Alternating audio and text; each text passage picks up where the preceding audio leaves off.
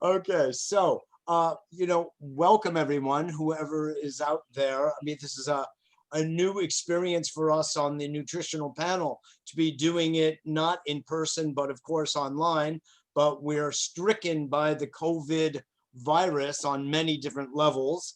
And so we have been asked to sit in our homes and talk to each other online instead of in person, which we way prefer.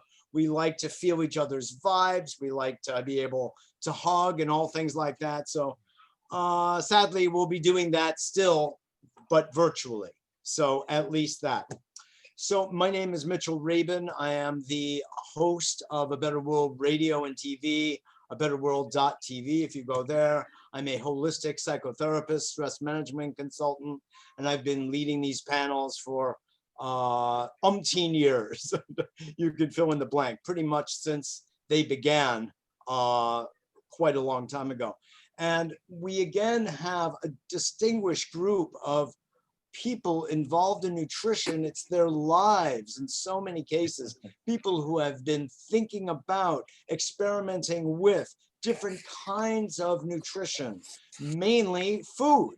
But I like to put it that way because there are many different kinds of nutrition. One of the people who have been on the panel once some time ago, Dr. Gabriel Cousins, has a book, in fact, called Spiritual Nutrition and the Rainbow Diet, which just gives you an idea of the different types. There we go. Thank you, Deborah. That's the DVD that we did for him. Yeah. Nutrition. Our understanding of nutrition is actually broader, but in this case, that's the macro level. On the micro, we're going to be really looking at food and health and wellness and illness and what measures people can take. And we'll hear from our panelists about their perspective on what can create that health and wellness. And I'll also say that not everyone is in unilateral agreement about that. So it'll be interesting to hear each of the respective voices. There'll be some that be going like this, and there are others that will go like that, like, welcome to the human species. That's the way things are. And but it means that there's going to be a lot to learn and a lot to think about. So on that note, I have Joel Wallach, who is just truly one of my favorites of all time. In the upper left-hand corner, I feel like it's a wrestling match. In the left-hand corner, we have Dr. Joel Wallach. So if you wouldn't mind, Joel, just say a little bit about your background. I mean, it's so extensive, so don't put too much into the background because the time will be over. But give us a little bio and a little perspective on the way you look at the subject of health and nutrition. Okay, well, let me take about 5 minutes or less here. From a dog's point of view, I mean. No, I'm kidding. Okay. He's a vet. Okay, well, I'm a veteran, yes. I was 7 years in the Army and 20 years in the Air Force. And a veterinarian. Yeah, okay, so that's okay. I grew up on a little Angus farm in Missouri. Went to the University of Missouri and got a degree in agriculture. My major was in animal husbandry and nutrition. My minor was in field crops and soils. I got a veterinary degree from the University of Missouri.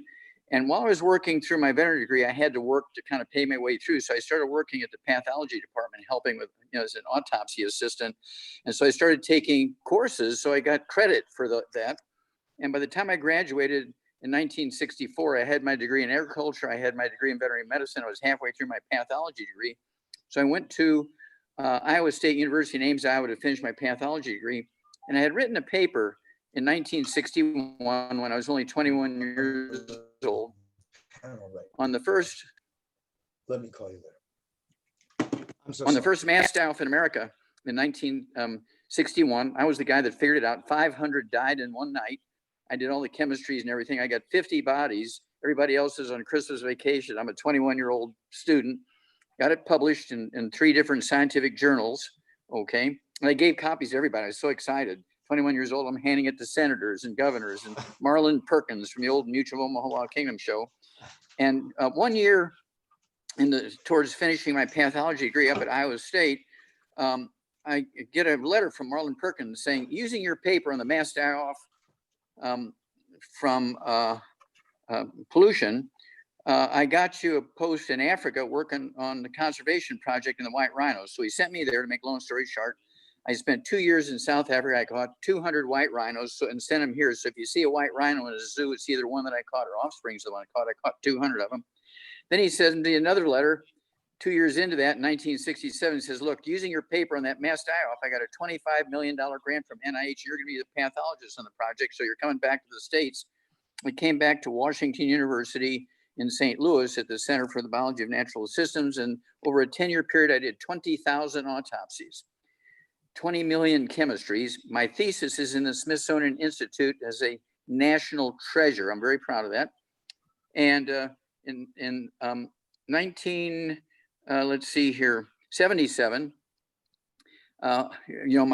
my thesis is in the Smithsonian Institute as a national treasure, but I also was working at the Yerkes Primate Center as a pathologist for all the space monkeys. And I ran into the first non-human case of cystic fibrosis in a monkey, got that published. And then they fired me because they said it wasn't genetic. It was just a nutritional problem, not really a genetic thing. So I went back to school up in Portland, Oregon, became a naturopathic physician, graduated and was licensed in 1982, taught there nutrition and biochemistry for 10 years. And then I went to— Still have 50 years to bring us up to speed. So if you could Yeah. step on the gas a little bit. Okay. I mean, it's fascinating. Don't get me wrong. And each one of us here, Joel, have But immense everybody respect for everybody your- thinks I'm just a veterinarian, but I have a PhD No. in Oh, pathology. no, we and- don't. Nobody thinks that. Okay. Nobody Okay. thinks that. So In fact, two more minutes. please. Okay, just 2 more minutes. I realized teaching and having a practice in 1982, I was seeing 15, 20 patients a day, and I know I was not going to have much impact. So I started giving lectures. I'd seen 300 people a day then giving lectures, and I made my audio cassette tape back then and a book called Dead Doctors Don't Lie. We've sold over 400 million copies, 9 languages. And so now I see 2 million patients a day in 50 countries through Zooms and all this kind of stuff. And to make a long story short, this is our moment because we're doing everything by Zoom, and I'm in 50 countries. We're Zooming. I'm actually talking to 2,000 or 3,000 people, an hour through all these Zooms and all these countries all over the world. Swahili. Yeah, I do speak Zulu, Matabele, and Afrikaans because I spent 2 years in South Africa on the White Rhino Project and never spoke English for 2 years. So what? And- Thank you. It's stunning. I mean, we were all like literally, if you could see us, we're literally kowtowing. But Okay, the last thing. Yeah. Is along with Bruce Lipton, he and I are considered the 2 guys who fathered the science of epigenetics. And I have a new CD coming out. It's a 2 CD set.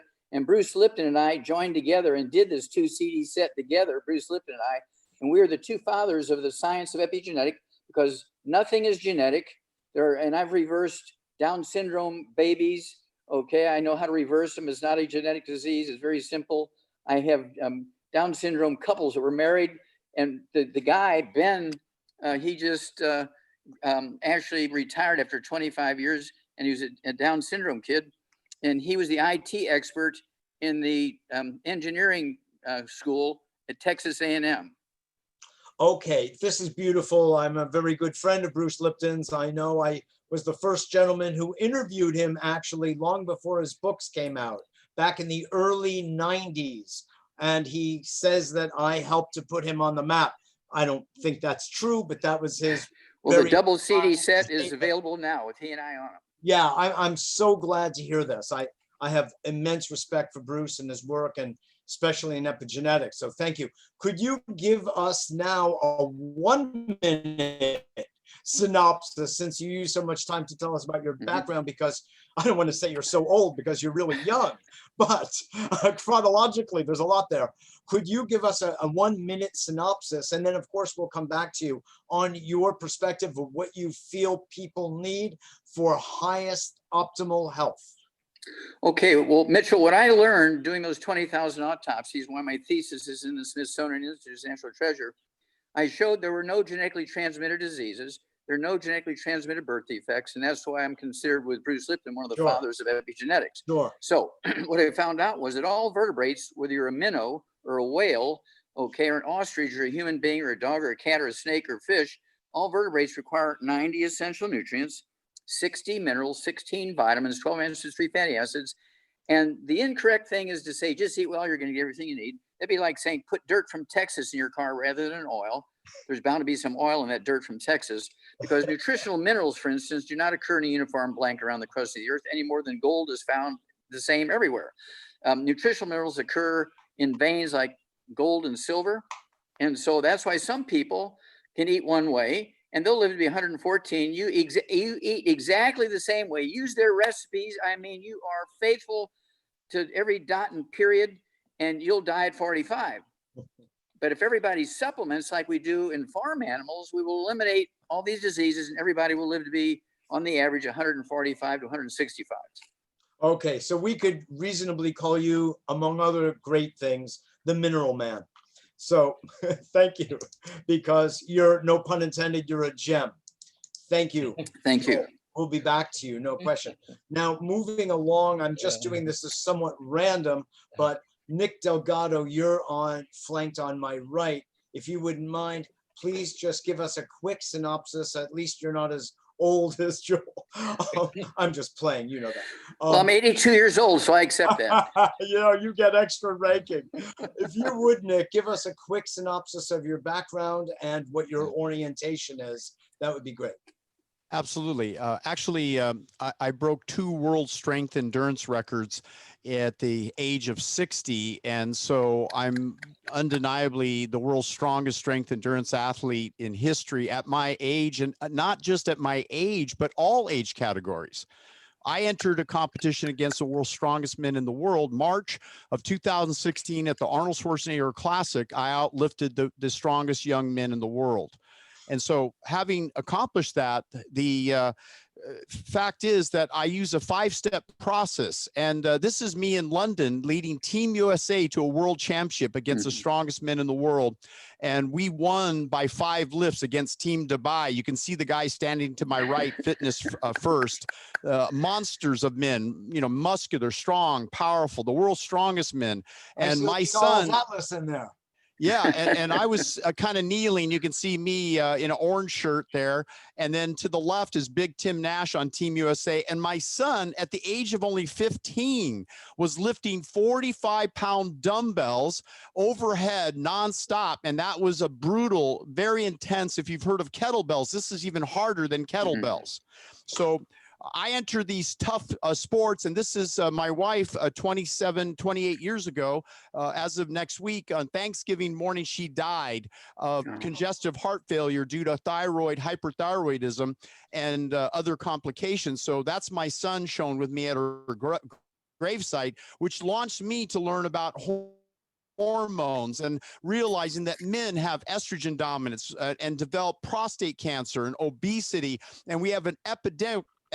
My new book's coming out soon to deal with this horrible problem that we face, and women have breast cancer. But the good news is people like Jack LaLanne, shown here when he was 95, and Bob Delmatique at age 84, and Kelly Nelson at age 74, fabulous, incredible health, all doing a 5-step program that I designed and created over the last 44 years of my career. So I'm here to talk about Jeffrey Life at age 81, where he went from fat and obese to superhuman.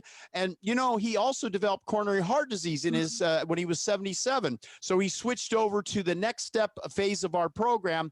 And Bernardo Lapello, 114 years old, follows most of the 5 steps that I teach. He wrote a book, Living Beyond 100. So it's been my goal with Tony Robbins. I was his life coach. I helped him to get into a place where he got into fabulous health. And then he kind of deviated after I left working with him, as people do. Robert Young went to work with him. Robert knows him very well.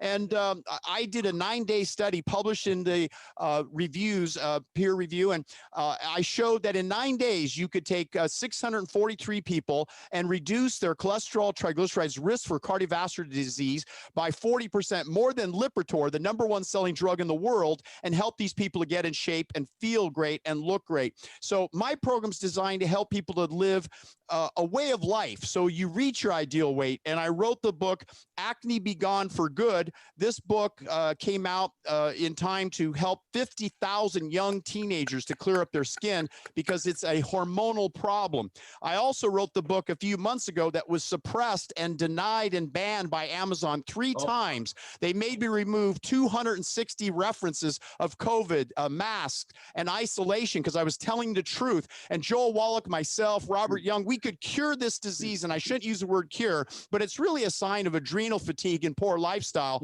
And that's why President Trump came down with it. And his physicians at Walter Reed knew to give him a corticosteroid replacement, but that's 50 times stronger than he had to. We could have done it across the board as a preventative approach. So adrenal fatigue is widespread. Dr. Wilson wrote this book, and the endocrine of endocrinology. So I'm here to tell people that there is a true solution to most disease conditions. I completely agree with Joel Wallach and Robert Young. And Deborah, I'm new to knowing you, but the reality is, in a cat, we've shared a panel once before, but the reality is we know the answers, and this debate will be very lively, very educational, and at times controversial. But you know what? If you believe your chemotherapy pushing, drug pushing doctor, radiation pushing doctor, I agree with Joel Wallach. Dead doctors don't lie. And my book, Blood Doesn't Lie, is the next generation to teach, along with Joel's book, what we need to do now to solve this problem and remove this ridiculous situation in the world that we're hiding with the most powerful immune system in the history of the world of any animal. Joel, I think you'll agree that's true because there's no animal that has a more powerful immune system. We have B cells that can actually change. You can see under the microscope, and I've been doing microscopy probably a little longer than Robert Young, but 44 years I've been looking at people's blood and their immune system, and I wrote about it in this book. So the reality is we have B cells that can alter by 1 billion times any microbe, any invader, and handle it within minutes. So the reality is, those of you who are not and fearful of the torrid virus that's going to infect everyone, and we're all being pushed to take the big V, the injection, the big V, is that really the solution? I hope not. And if you believe that, you're a sheep that has been converted, because if you tell a lie often enough, you believe the lie. And that's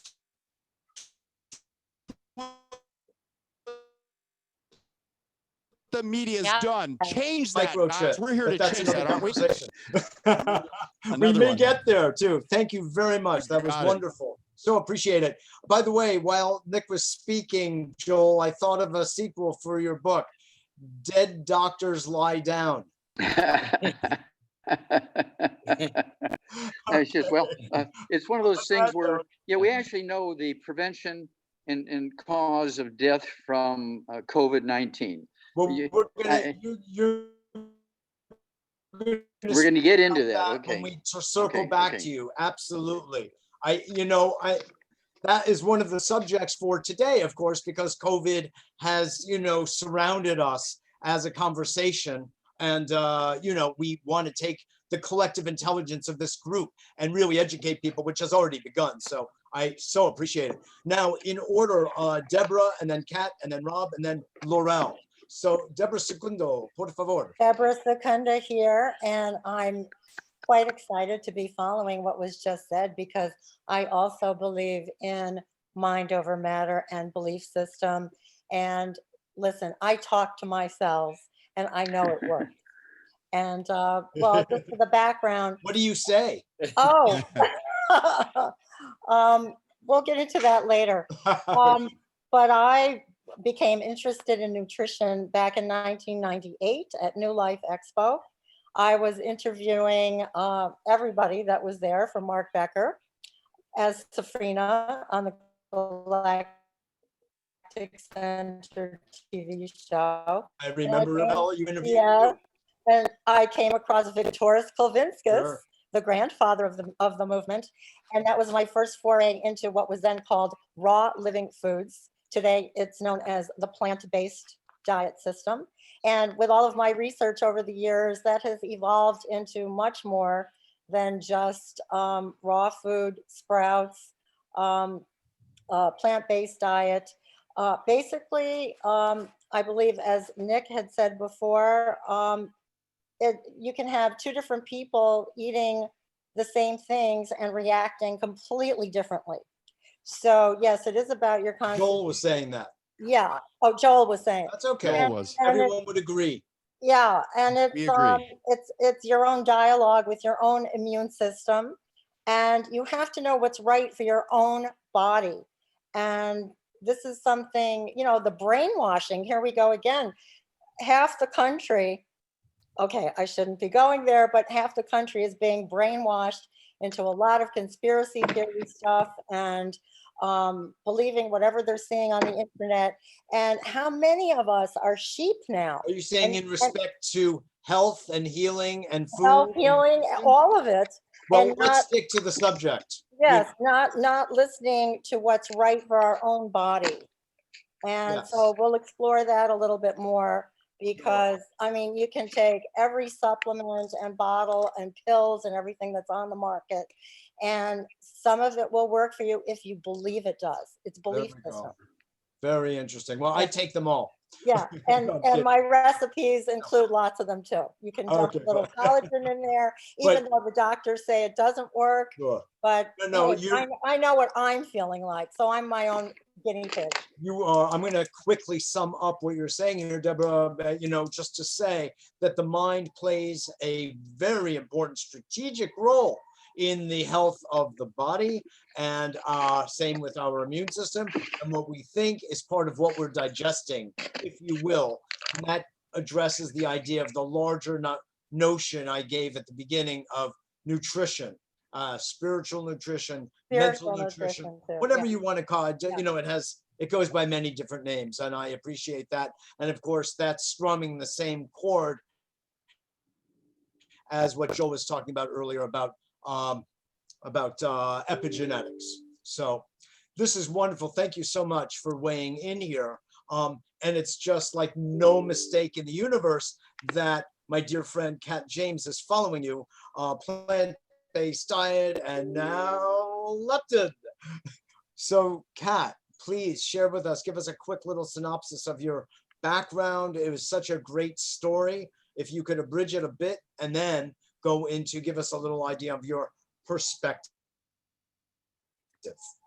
I want to start by saying it's a time in the world where we need to look for things that we can agree on. And with Dr. Delgado, I couldn't agree more, and with all of you regarding facing right now. And the PCR tests don't work. So everything is based on a false, and in the CDC, even for a day or so, admitted before it was retracted that only 6% of what are said to be deaths from this thing are actual deaths from the thing. They are not, others are comorbidities. And pandemic, the definition of it was changed about 10 years ago, conveniently, because by 10 years ago's definition of pandemic, we never would have had one. And so there's other things at stake here. Hormonal importance with regard to nutrition couldn't be more amazingly true and more neglected. There's so much hormonal stuff. And yes, how someone eats will not serve the other person. Everyone has different thresholds, for example, metabolic thresholds. And there's where Dr. Wallach's epigenetics comes in. We've been epigenetically marked in the last handful of decades. Don't come into this world with the same kind of predispositions, and that's why we're seeing diabetes in childhood that would normally have only come on in later years, and we're dying before our parents for the first generation. I was a product of that, and got to a point where I was not digesting anymore. Metabolically, it was absolutely messed up, and had no more ability. You know, my liver was failing. And so all this was happening. and I had a 12-year eating disorder. And there's your dopamine problem. I was an addict, literally similar to a heroin level. And I'm lucky to be alive. And what I've done is I had some kind of sense of normalcy for a handful of hours, after which 2 years later, I managed to make that incredible feeling, which included no more addiction. I was able to make that feeling last 24/7 miraculously, after which in the following 3 years, all of the weight that had come on, all of the autoimmune disorders and skin disorders transformed me beyond recognition, even to high school classmates. And I thought maybe this is a fluke, but 14 years later, and this was 4 years before the hormone leptin was discovered. And when it was discovered, I met the man who discovered it and said to myself, yeah, well, this is cool that you injected these into rodents and they got slim. But whatever I figured out, it does way more than that. And it's doing that for everybody I'm working with. And the doctors, that their doctors are saying, wow, no, high blood pressure and heart disease and diabetes, those are nothing. They're child's play. And then now we've got the neurologists working with me, sending me for Parkinson's, seeing things with neuropathies and glioblastomas that they've never seen anywhere. And I have a man now, dementia, literally a month and a half after he woke up, and from that point on wasn't even interacting with people, couldn't drive anymore, and didn't care about his grandsons. Was all of a sudden total turnaround. And it's a mechanism that Dr. Ron Rosedale identified, that I'm the only person in the world who has figured out the practical way to do it. We have the science, 8,000 to 10,000 studies saying that leptin is the master hormone. It'll affect every hormone in your body. And so when you know how, by feel and not by number, how to harness the power of that hormone, there is almost nothing that your body can't do. And I wrote a book, a best-selling book, and I'm an award-winning author. And I give these programs under Dr. supervision for fertility clinics, functional medicine clinics, stem cell doctors, neurologists, with things that they've never seen. And I've worked with actresses and a trainer from The Biggest Loser, reversing her Cushing's and her early menopause, and doing things with these people they never thought they could do. And it's not with willpower, because obviously leptin is also the satiety hormone. So there That's you go. beautiful. Thank you for Thank you so listening. much. It's remarkable work. I know it. I've seen it firsthand. I've been there. And truly, if I had a hat, I'd be tipping it toward you right now. Thank you, Mitchell. Rob Young, Dr. Rob Hello. Young, biochemist at large. You've done some excellent work over the course of the decade and a half or so that I've known you. Oh no, couple. Blank God. Talk to us. Give us a little sketch, if you wouldn't mind, your background. And you have a unique perspective that is also, by the way, shared by many people on this panel. So if you would. Yeah, it's good to see you again. Yeah, good to see you. A long time, yeah. It's No. nice to see everyone on the panel. Even though we aren't together, we're together That's right. in a very Yeah. unique way. Sign of the times. Truly. But yeah, my work really has spanned over the last 4 decades, and it's evolved. It started out with just trying to feel better and increase energy, and so coming from the professional world and in sport and looking for the edges, it was a natural transition to move into nutrition, to move into hydration, and so the last 40 years I've been studying the effects of What were food, you doing then? the effects of Prior to- supplements, the effect of lifestyles, the effects of even what we think, what we feel, and what we believe, and how that impacts probably I would say the most important organ of the human body, which is the blood, but also how it affects the largest organ of the body, which is the interstitial fluids of the interstitium. And most people don't know what that organ is, but it's the organ that holds the fluid of the interstitial fluid, which is 80% of the extracellular fluids. The other 20% is vascular fluids, but I've been studying that now with my colleague, Dr. Galena McGalkle, for many, many decades. And we just published a paper together on severe acute respiratory disorder, or SARS syndrome, but we actually mapped out the pathology of this so-called pandemic or the cause of respiratory disorders. And the genesis of this, when you do the biochemistry, begins right in the interstitial fluids. And any type of respiratory disorder, even bacterial pneumonia to straight up pneumonia, fungal pneumonia, well, it's either bacterial or fungal. The bottom line is even influenza. And in fact, Farsi, excuse me, that's not his real name, Farsi. Fauci. Fauci. Robert. Fauci. A Freudian slip, a Farsi. Anyway, First I thought you were speaking Persian. No. I think everybody knows what I was. Yes. We're having fun, right? Okay.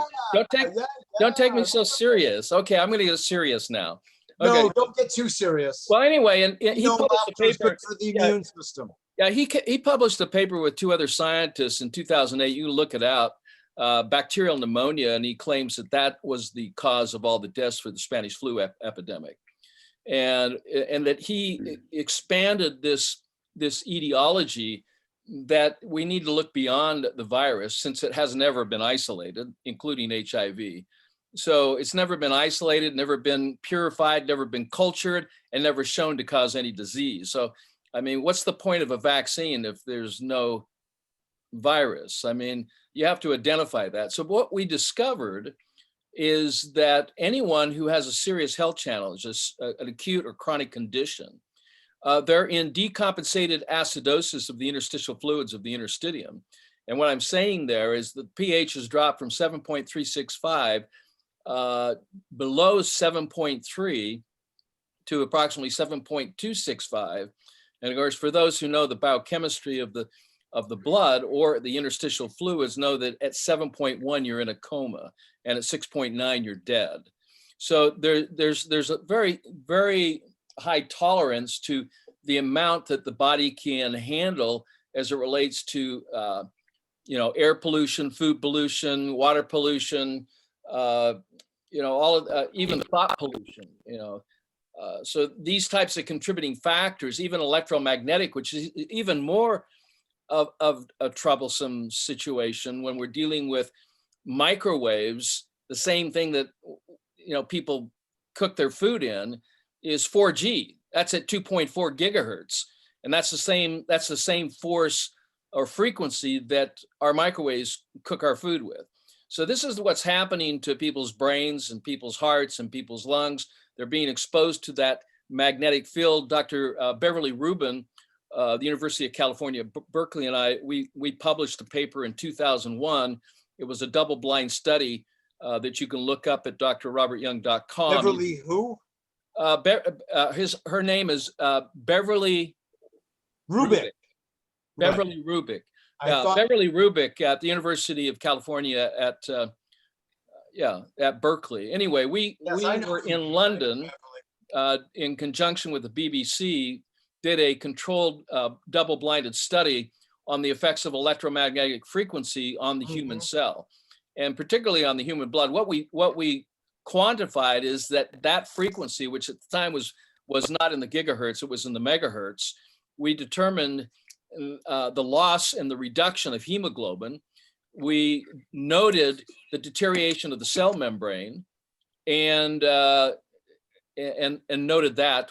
We call this the corona effect. In fact, I was taking pictures of the corona effect in the 80s and documenting that. But here again, it's the crowning effect of the deterioration. And so we published on this very terrible magnetic field that even the Environmental Protection Agency in 1964 said anything above 5.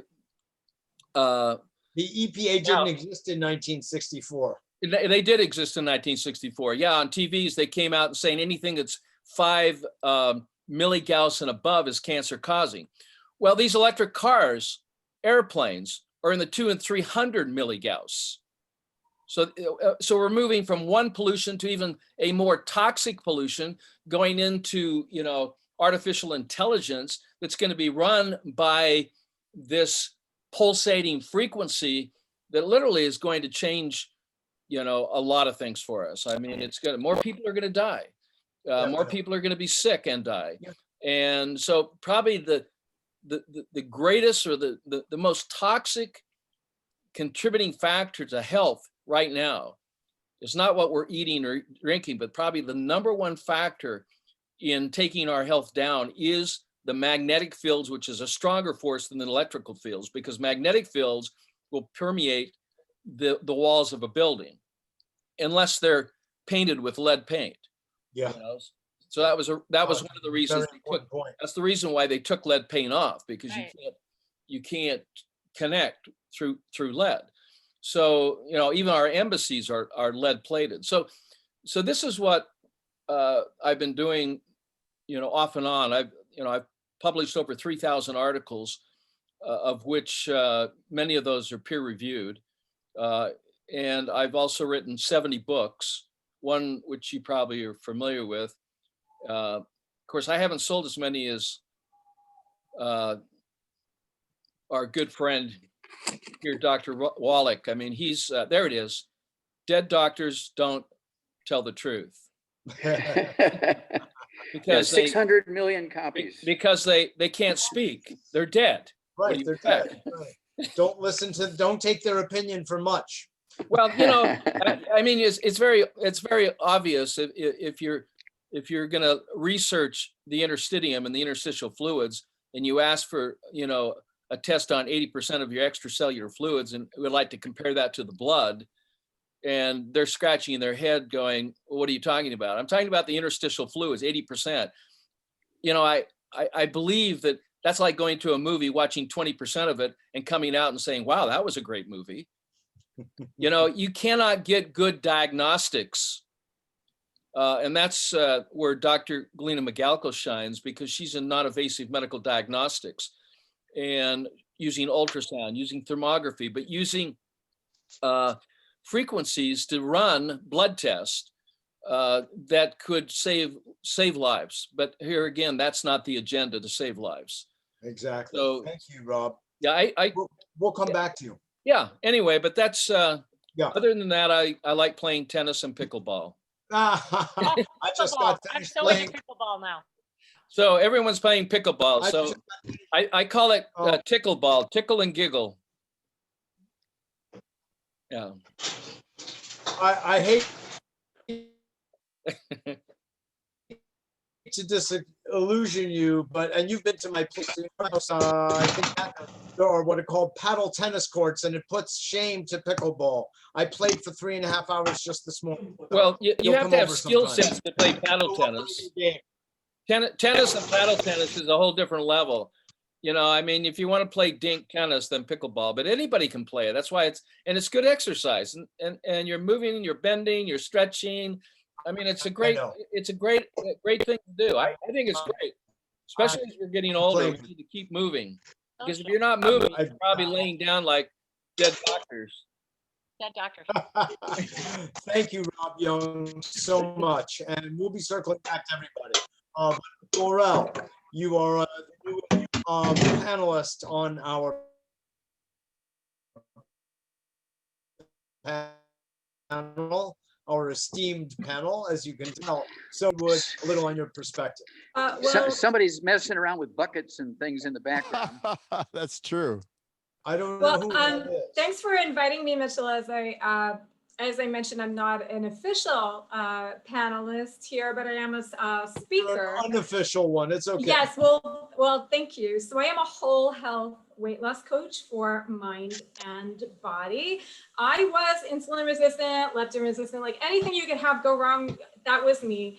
When I started eating low glycemic food and also limiting the amount of hours that I was eating in the day, I lost 20 pounds in 7 weeks, which I was 50 pounds overweight.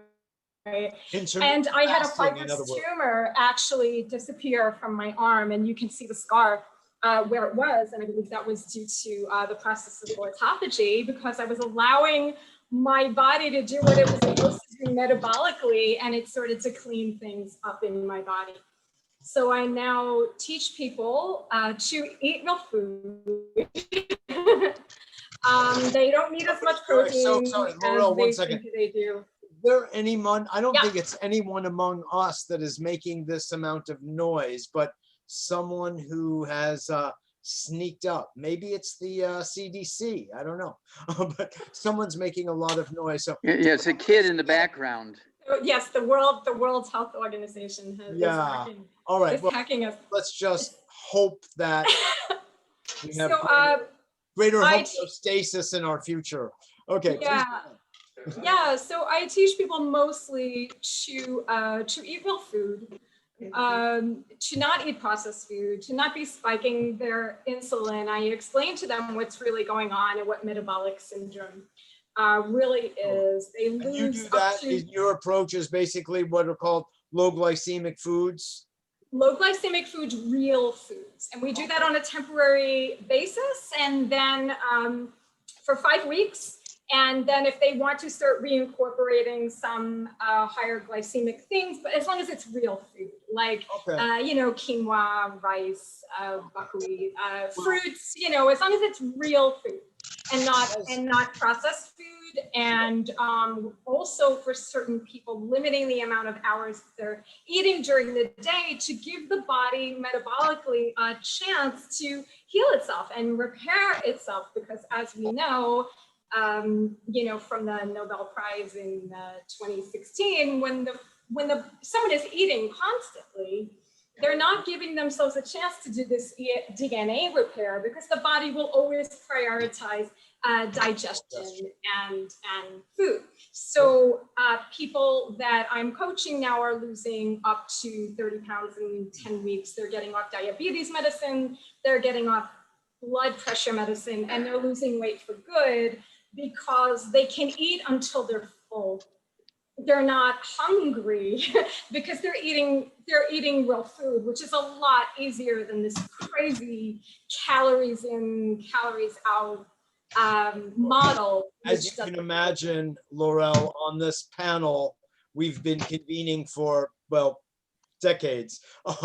We're sort of familiar with these ideas, but absolutely very much appreciate your input here. It sounds like it's a combination of low glycemic index foods with intermittent fasting is your peak intermittent which is fasting. great. Okay, beautiful. I'm Thank going to you. suggest that at least offline, you and Kat James have a conversation, because where did you go? Where did you go? There you are. I'm here. Okay, that you can possibly, with all due respect, upgrade the conversation with another level of education about leptin and the role it plays. And I noticed that. okay, good. You know, so I'm a matchmaker. And so the two of you should definitely have a conversation. Okay, thank you so much. Now, you know, I've got to say, it's so interesting hearing everybody's own respective perspective. Can you say that? Respective perspective on, you know, on the subject of health and healing. On one hand, we have someone who is Dr. Wallach, who's focused on minerals. We've got, you know, Nick Delgado and Rob Young, who are looking at the world through the lens, if you will, of microscopy and blood and interstitial fluids, I understand. And then we have someone, Kat James, who's looking through the perspective of leptin. And each of these has its own, you could say, dietary regimens profiles that sort of come along with it, some of which will be overlapping here and some of which are not. It's all very interesting. So, and then needless to say, Deborah with a plant-based diet. And there's another dovetailing to varying extents. And then also a divergence. Into becoming more than just plant-based now. Yeah. And I'll get into a little bit of that later. Okay, fine. Yeah. So honestly, I have a couple of questions about this and finding maybe some convergence. I don't know, but honestly, because of the times in which we're living that are so peculiar, I'll say, and because we're living in this kind of COVID bubble as a society, no matter what you may think individually or we may think, you know, we're still living within this bubble, if you will. So everyone also has their own idea of how to utterly overcome. Nick, you were very articulate about that earlier on, to some extent. But you made a very good point that I'm just going to emphasize, which is that everybody here, I believe, on this panel feels strongly, emphatically, that there are cures, healings, immune system buildup, et cetera, et cetera, et cetera. That has nothing to do with, as someone said, the big V or anything like that. Anything even that modern medicine is throwing in our faces to pump up the stock share price. So I'm going to let all that stuff go and go au natural with this group. So, Kat, would you start it off about specifically regarding COVID? What have been your thoughts about how your approach with the uptick in leptin in the body can make a difference? You want to reduce leptin, but it's the immune homeostatic. So it's the most powerful immune modulator that's already in the body. I don't want anyone to think it's something that you need to take. Only about 5% of the population is born without enough leptin. Most people have too much. It's just not signaling in the hypothalamus. They haven't figured out some other places they think there are receptors also. But you want it to signal. This is not like, oh, it works for some, it doesn't work for others. Every human being is supposed to be leptin sensitive, just like we're all supposed to be insulin sensitive. So one could not say, oh, the leptin thing wouldn't work for me any more than they could say that insulin sensitivity wouldn't work for them. And in fact, there are more things affected, arguably, by leptin, even than the amazing insulin when it's working correctly. And so you have activation of stem cells, you have upregulation of all tissue repair, you have more activation of T cells and NK cells. If you look up leptin and cytokine storm, which is something we fear if we are one of those just really rare people who actually does get COVID, or has it actually infect them or affect them. You don't want to have the cytokine storm, an overreaction of immunity, which leptin modulates when it's functioning. And so with every dietary application, sorry, Michael, go ahead. So no, you made the case strongly about how the presence of leptin will embolden the immune system. How does one get the signal? How does one signal leptin at the right level for these kinds of immune benefits? Whatever you do, if you do anybody's diet here, you will have a set of symptoms that come into play. And symptoms in the world of hormones arguably are far more indicative even than blood levels, because it's about how the body is using and processing the hormone. And so symptoms of leptin sensitivity, you will not sleep poorly anymore. You will not have what I had for 12 years. And actually, frankly, what most people have now is a vague satiety signal. In other words, not really know when we're done eating, especially if what we're eating is mouth-wateringly delicious. You won't really know when to finish. You think you should finish. You're feeling a little stretching. That's what most people, a vast majority, even healthy people who've never had food problems, that's how they experience fullness. You have a totally different kind of satiety signal that's mind-blowing, not only to people who have weight issues and food issues and yeast issues that really plunge them into craving, to suddenly be almost in a way just prevented from eating one more bite halfway through a mouth-watering plate. That's another symptom of leptin sensitivity, but also the way that you experience hunger. Most people experience hunger as a blood sugar low. And so once you're leptin sensitive, you won't have that. But what's unknown to anybody, and the clinicians and even the amazing Dr. Jason Fung of Canada told me during a commercial break during my show, and he told me, what you're doing, we have not been able to do outside of a lab, what I'm doing consistently and have done in my own body for 30 years. So the dietary application is totally different than just knowing the science about immunity, for example, and its effect on metabolism and thyroid and the adrenals and dopamine, serotonin pathways, which means you're not going to be addicted anymore. And this is another symptom: addictions cut off in an incredible way serious addictions, and suddenly the dopamine pathway is healed. And addiction, the flip side of it, when the dopamine pathway is healed, is that you are literally motivated. Another symptom is the regulation of the autonomic nervous system. So instead of being where many of us are right now in fight or flight, we go back to rest or digest. We're in hypervigilance mode right now, and it's just incredibly epidemic right now. And So you that go back to feeds rest and into- digest, and you can handle things. So there you go. Yeah. Well, that feeds into, no pun intended, the whole idea of adrenal fatigue, which came up earlier, you know. Yeah. The Yeah, and this is hypervigilance incredible state, with that. right? Yep. So exactly. So Deborah, thank you very much, Kat. That's Welcome. just very helpful information.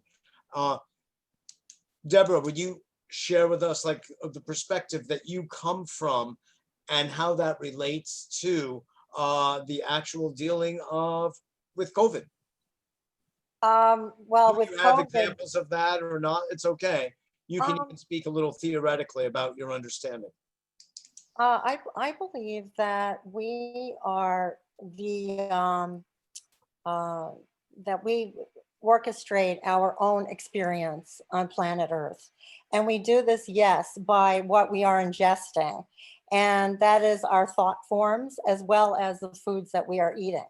So as I started out with rawfooddvds.com and doing DVDs for everyone, all the raw food gurus, and then my own recipe DVDs, and trying to gather all of this information on what would make me feel best. I was experiencing some actual brainwashing from the raw food movement.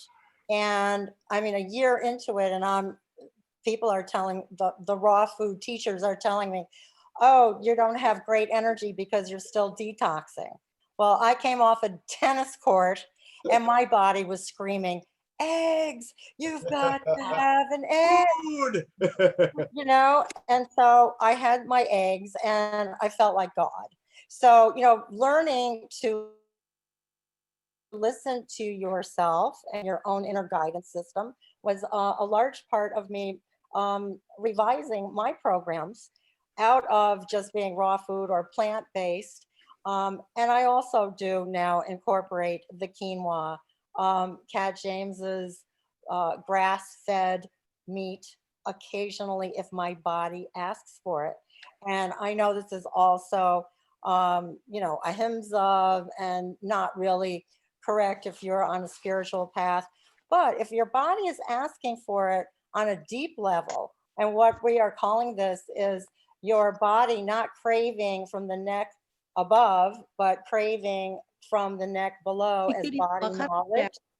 El volumen, pero Possibly le he you do bajado need todito, pero ellos tienen su some propio volumen. quinoa, or you do need some Dice eggs or los speakers. Y por mucho que tú le quieras bajar, are we ellos here in Spanish? Oh, wait a tienen minute. su propio there's some volumen interference. y yo le he bajado todito. Yeah, we're having some Spanish interference. here. Rosa, Rosa. can you mute Could you your, mute yourself, Todos please? están en un panel de los mejores. Yo los conozco a algunos de ellos. Rosa, por favor, please mute, turn yeah, off your microphone. We're in the middle of a So anyway, coming back to, it's been an evolving program for me. And my new recipes that I'm putting out on Instagram and at my website, they've been evolving as I have been evolving. And I have noticed that with certain supplements that I'm experimenting with, I had a tennis injury on my right knee, and periodically it's bothered me over the years. And with creative visualization supplements and eating healthy foods that are right for me, not necessarily right for everyone, I've been healing it. I'm just amazed. Also, I don't buy into aging mentally. It's like a belief system for me that if you consider that we are recreating ourselves, basically bursting in at every nanosecond into the physical plane, that we can reconstruct ourselves. And if you truly believe this, you can be strong, have a strong immune system, and thrive on planet Earth in these bodies that we have, these vehicles. Okay, well, thank you very much for your input here. Very appreciated. You've expanded our way of thinking about a lot of things. It's not about COVID, but it is. Our possible immortality. So thank you. I appreciate that. Nick Delgado, you're very colorful there, but we can't do everything but see you. Come out wherever you are. Oh, there you are. Okay, great.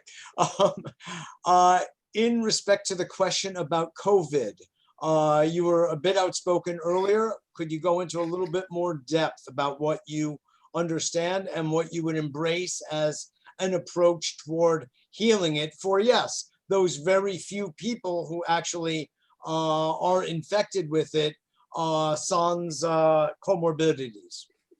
Yes, the reality is in my book, Blood Doesn't Lie, endorsed by 5 of the top anti-aging doctors in the world. It, as I mentioned, was suppressed by Amazon. I had to rewrite it 3 times. They removed 230 medical references that were legitimate, including some that were up on PubMed, and they had removed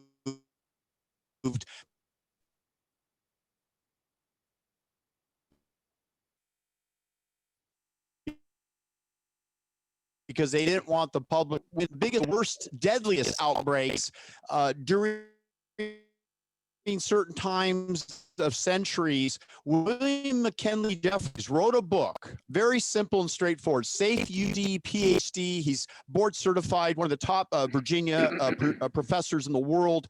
And he discovered a novel solution that was resurrected by Walter Reed when they used dexamethasone, which is 50 times more potent, and you don't need it that potent. But then what? Then cortisol. Cortisol itself is produced by the body, and if you study adrenal fatigue, certainly James Wilson and others and myself in my earlier writings, I talked about this whole issue of hormonal balance, and your cortisol must be present on a daily basis, particularly during the day, and to fight viruses and to protect the immune system. If it drops too low, you have adrenal fatigue. You've worked out too hard. You've stressed the system with too much coffee and stimulants. You've stayed up too late. You're using recreational drugs. Where do you think AIDS comes from? It does not come from a virus. This was never proven. Peter Duesberg, 5 Nobel Prize laureates, confirmed, if you take the time to read this 600-page book, who I interviewed Peter, and he categorically explained the PCR, polymerase chain reaction test, according to the creator of the test, Kary Mullis, Nobel Prize laureate, said you should never use that test to, quote, have confirmed cases of COVID. It's a farce. Right.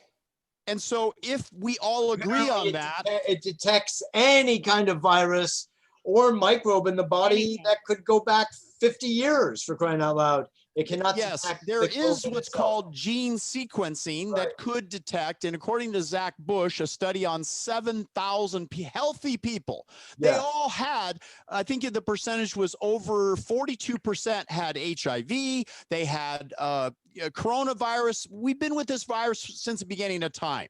We have, and we must live with viruses because we have at least, by mere estimate, 300 trillion viruses in our body. We excel 100 billion viruses. Even with a mask, it filters through. So let's be very clear. Viruses, actually, there's certain good viruses that attack pneumonia, which pneumonia is potentially deadly. So, and pneumonia comes about from a depressed immune system. All we have to do is support the adrenals with certain herbs, echinacea, garlic, ashwagandha, support with adrenal cortex. And this is one area where I completely agree with Joe Wallach, and that is the idea that glandulars, particularly if they're extracted safely, New Zealand and so forth, that those build a very potent, strong immune system because the adrenal glandular goes right to your adrenal gland and supports it. We know that John F. Kennedy, God bless, a man who was, executed essentially. And we think about it, the fact that he had Addison's disease, extremely depressed adrenal function. His doctor was so smart. His doctor gave him hydrocortisone, which is cortisol, bioidentical, back in the day, and he became president of the United States, amount of stress, a bay of pigs, etc. And yet here he was, a doctor saved his life and gave him normalcy. So what we're talking about is bioidentical hormones. I wrote about this in 1994, Grow Young and Slim. It was endorsed by the top doctors in the world. It's to this day the best book for lay public and health professionals. And the reality is, when you understand the complexity of hormones, it's kind of like an incredible orchestra. Here we're all on a panel, and if we sing the right tune, even if we don't agree, the tones and melodies melt together into a beautiful consensus eventually. We all agree on certain concepts. We need sleep. We need to restore our hormones, detoxify. We need the turmeric to remove the toxins. We need fiber. We need exercise. We need perspiration. We need stem cells, rejuvenation, mitochondria, all of these things. But the most important, the number one, bar none, there is nothing more important than this simple fact, and that is the power of the mind. The unconscious mind directs, as you know, Bruce Lipton, Joe Wallach, you're friends with, 98, maybe 99% of all of our behaviors are directed at the subconscious level because of primitive times is our survival mechanism. And once we know that survival mechanism, we can redirect. I call it neuro reprogramming, NRP, and we redirect the mind on a daily basis during stress. To eat properly, to exercise, get outdoors in the sun naked, in your backyard or at the naked beach. I don't care where you go, but get and make love. Love is one of the most powerful medicines. On Valentine's Day, I wrote Mastering Love, Sex, and Intimacy. And why? Because 95% of men say they're great lovers. 85% of women say men don't know how to turn them on. So the reality is women are silently having to fake their orgasms, and it's not so silent. Harry Met Sally, because men don't know the clitoris is external with the exception of the G-spot, which isn't reached by the male organ, and pornography's done us a big disservice. And why do we have 75% divorces? Doesn't it match the number of women dissatisfied with sex? And of course, financial is the other thing. So the reality is, lick your lady, vibrate her, enjoy her, bring her to that climax, and you guys later, the guys will realize to delay that pleasure. But when he finally does, all that sexual energy will be drawn in, and it'll motivate him to be a better man, better career, a better husband, a better father. I'm the father of 5 children by 4 different women. I have 2 grandchildren, and I'm single, and I'm sure I'll have a few more children. Is this an advertisement? People are sexually active into their 100s, Joel, right? You're a youngster right now. So I don't have any problems. We must continue to not, because if the body thinks we're not procreating, we're told we're unnecessary by our genetics. If we believe epigenetics, which we do, we must foster that youthful with 90 vitamins and minerals, with what Robert Young says, looking at the blood and the lymphatics and understanding what Deborah's talking about and Kat. You know, we all have an agreement, and that is the body is beautiful and it should not be isolated. It should not be covered with a mask. It should not be told not to go to church and not to be in stadiums with other friends and relatives and fans. This is insanity. Amen, Nick. Okay, thank you so much. I love it. Can I say something, Mitchell? You didn't mention something very important, but you were implying it all along, especially in that last section, which is the hormone of oxytocin, which I personally believe is one of the strongest immune builders we've got. And of course, we need lots of love and affection and touching to get it. Kat, yeah, please go ahead. And then I'm going to go to Joel and then Rob. Nick. I want to thank you for writing that book. I've been going out on a limb on my radio show, really out on a limb. There's people like Mike, the health ranger, and Mike Adams, and anyone who's doing that. We have not even necessarily a long window of truth at the rate of censorship that's happening to get out what's really the most important thing here. Because without our freedom and our freedom of speech, these diseases of despair have already overtaken even the mythological numbers relating to COVID. And the suicides, et cetera, all of the careers, no more perform. This is an attack on America. It's an attack on everything we believe in. And this was used for this purpose. And I don't Okay, want we're to not get gonna go too political, deep but into we this, don't know, Kat. we don't, No, I that's not appreciate what we're you're hearing in saying. any mainstream capacity. Sorry, Mitchell, go ahead. No, it's all right. No, I appreciate the points. I'm just trying to stay. Amazon focused, 5-star reviews. I although removed, but when you really read the book, important you'll information. And you'll I really understand it. appreciate it. You'll understand it when you read the book, because I had to be careful about the words I used. But the reality is I've created a YouTube equivalent, a platform, which is uncensoredmedical.com. And so we have from thedoctors.com. Great. I'm going to be inviting each one of you to be on the shows because they can't censor my own platform. So did I say that? They can go shove it where the sun doesn't shine, because we have And a we right to followed speak. Germany, Mitchell. So we followed Germany, a man named Dresden, and they set the tone for the rest of the world based on faulty science and what you pointed out, Nick, about the PCR tests. And they Well, set the entire tone. And there is on an the same equivalent in the note- UK of our Fauci, and that's their Ferguson.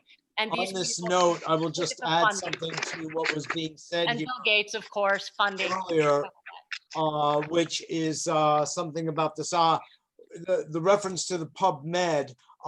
In fact, I did an interview with the Alliance for what is it called, Natural Health, and the PubMed library has Right. been shrunken, Yes. as I know many of you know, and especially in respect They keep to the retracting. natural approaches, the use of vitamin C, vitamin D, Yeah. and it is It's like getting, book and you know, burning. Google's in the I want to say Nazi about Germany book hydroxychloroquine. burning. let me finish, please. The Google was in the pharmaceutical industry right now, and so they are reducing the amount of, I think most people on this panel know, the amount of information that has anything to do with natural approaches to COVID, or for that matter, anything else. So we're really in trouble. So Could thank I you. just say on hydroxychloroquine, Mitchell? No, not now, Pat. I need to get Just to use Joel zinc. later I on. mean, Come on, quercetin. Kat, let people go on. I mean, Quercetin. please. Thank you, though. I appreciate your input, but I've got to give everybody a chance. We're running out of time here. Joel, will you please pick up, and then Rob? I'm asking Okay, specifically thank you. about what your approach would do for people who are infected with COVID. Okay, I can end COVID in 90 days if everybody would just listen to me. Okay, We're listening now. okay, good.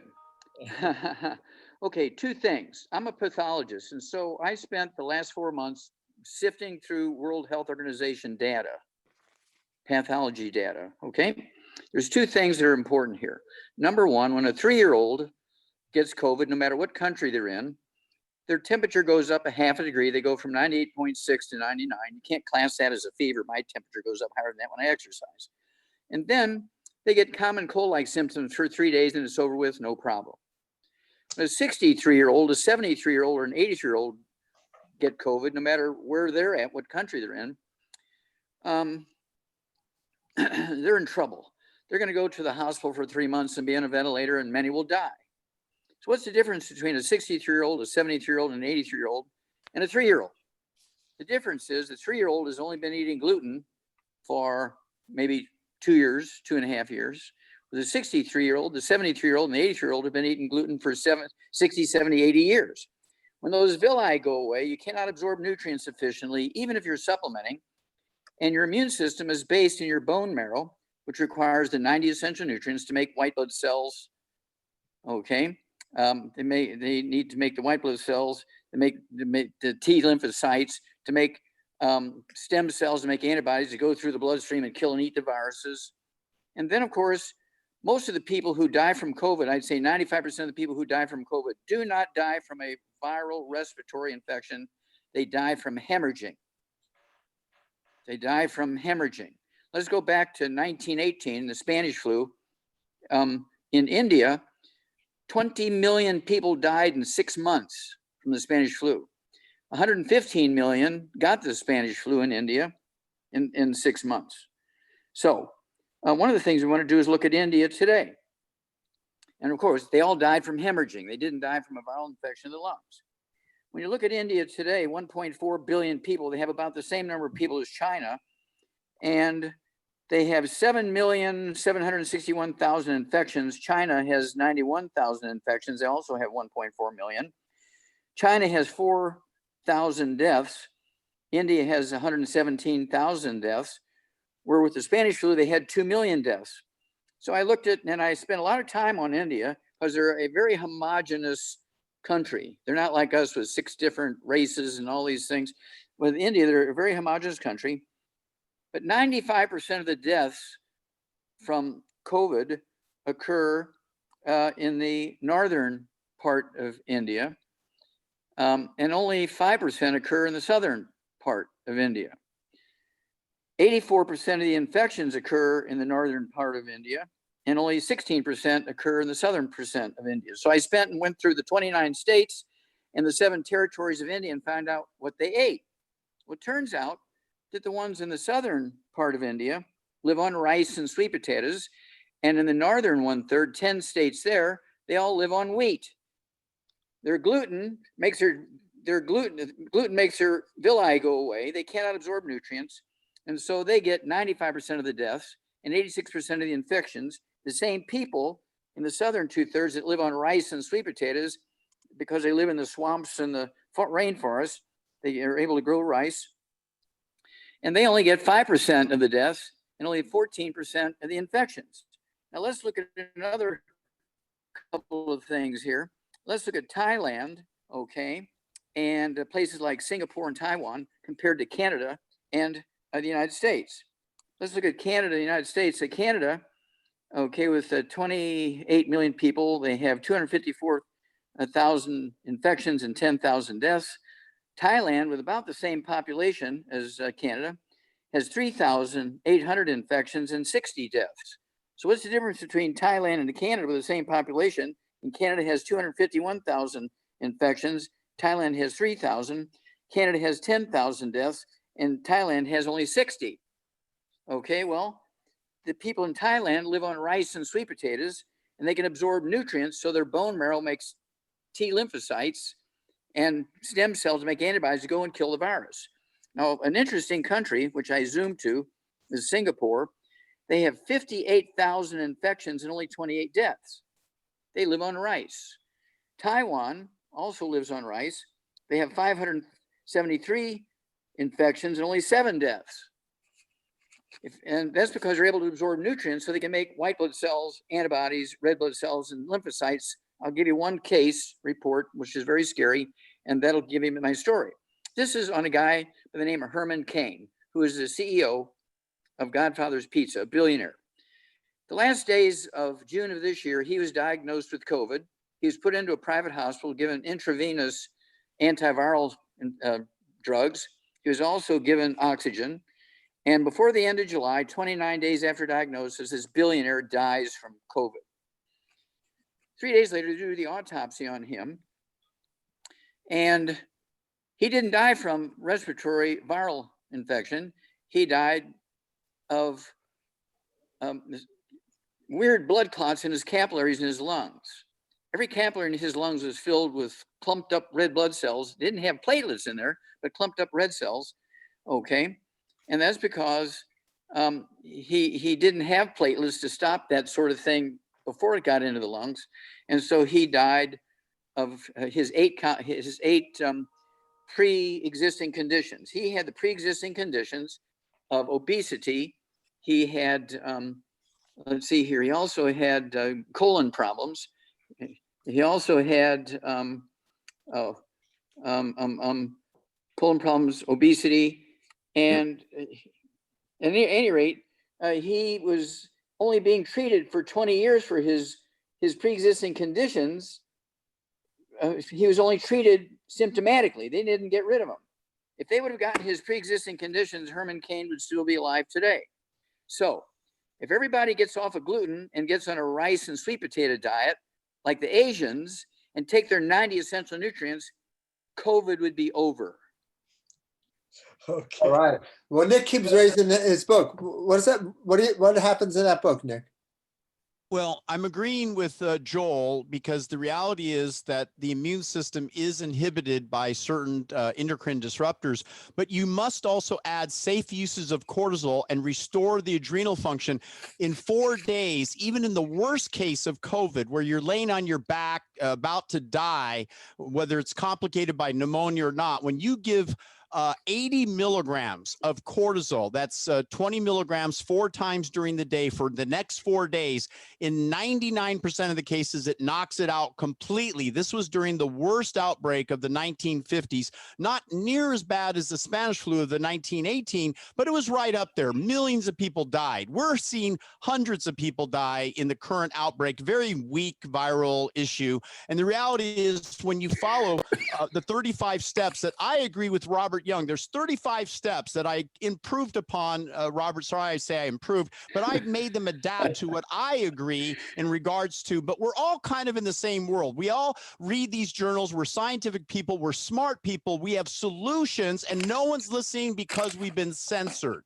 And the reality is, we have case studies, we've saved lives, and we continue to, and we could save the nation and the world of all this loss of jobs and isolation. And I am so passionate about this. I wrote this book. I cried tears when I watched the news and see all the lies going on, saying about what's going on in the world. The reality is, we must be heard. And the only way we can be heard is have our own platform. So I created FromTheDoctors.com, and I'm inviting each of you whenever you can, and we're going to just bust this open and have our own platform, and people will follow, and they'll learn all over the world, the liars, the cheats, and the dead doctors, the dead Fauci's, soon to be dead, I hope, and the live humans that are out here wanting to change with love, passion, and heart. That's what it's about. The more love you make, not avoiding your girlfriend because you're afraid you're going to get infected. For God's sake, your immune system improves 30 times over when you have an orgasm, for Christ's sake. Listen, Nick, we got to get Rob Young in here. Thank you very much. You gave that spiel before. Really appreciate it. Mark wasn't here. He missed it.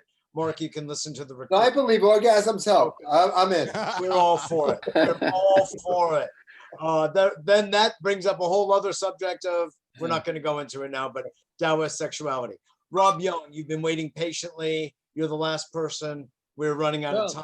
You know, We can go a little bit. We can go a little bit longer if you like. Oh, well, that's good. yeah, well, thank you, Rob, Mark. if you would, please give us, from your perspective, what would you do to deal with the COVID issue? Well, very simply, I just declare it non-existent and take off your mask and go back to your lives. I mean, it'd be very simple. You know, there's no here again isolation of any virus. HIV. That's why, you know, Nick, rightfully so, you know, as far as Duisberg's concerned, inventing the AIDS virus. How about inventing the Ebola virus, the Zika virus, the SARS virus, you know, the Hong Kong virus, the Spanish flu virus? You know, I mean, it's really a shame. But how do you prove a negative? How do you prove an existence of something that doesn't exist? So you're saying that none of these viruses have been identified in isolation? No, there's not a scientist in the world. In fact, I had offered a $5 million reward for anybody using either Rivers postulates or Koch's postulates, which is the gold standard for identifying a microorganism, to prove the existence of any virus, period, any. Polio I have one virus. right here. Do you have the 5 million? No, that was taken away from me. I'm kidding. You know, I used to have that kind of money, but not now. No, but please, I mean, I'm taking the situation of, you know, there has been some, and are you saying that COVID does not even exist? Is that what you're the saying? name does, but it exists sure, on the name. it exists on a piece of paper. It's a computer program.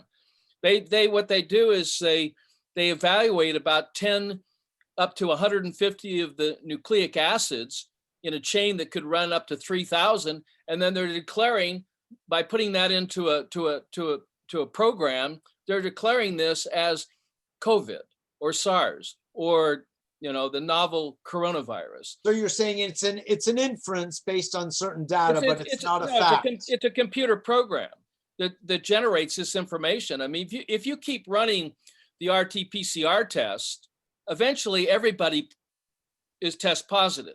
Of course. You know, You gotta but do it what are they 5 testing? times. What are they testing positive for? You know, there's no Right. way to identify, you know, where this protein's coming from, and they're only testing a fraction of it, a fraction. So this whole idea that about viruses needs to be dismantled. Number one. Yeah, viruses have to have a host. They're not alive. Right. Well, they don't even exist. What Actually, Bruce exists? Lipton said it was a computer program just like you. Yeah, What you- it's a said it was like concept. I mean, what do you call those little things that you stick on, like a little drive, a little Should. a thumb drive? He Yeah. said it's full of information.